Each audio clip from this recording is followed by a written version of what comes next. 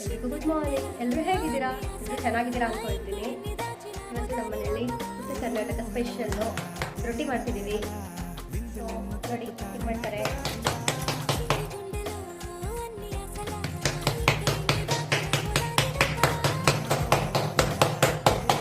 ರೊಟ್ಟಿ ಜೊತೆಗೆ ನಮ್ಮ ಮನೆಯಲ್ಲಿ ಕಾಳು ಪಲ್ಯ, ಕೋಸಂಬರಿ, ಆಮೇಲೆ ಕಾಳು ಚಟ್ನಿ, ಕಾಯಿ ಚಟ್ನಿ ಮಾಡಿದ್ವಿ.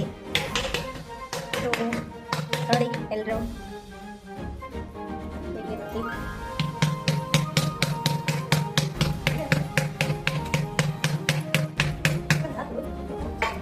ಅಪ್ಪ ಊಟ ಹೆಂಗಿತ್ತಪ್ಪ? ಚಲೋ ಆಗಿತ್ತಾ?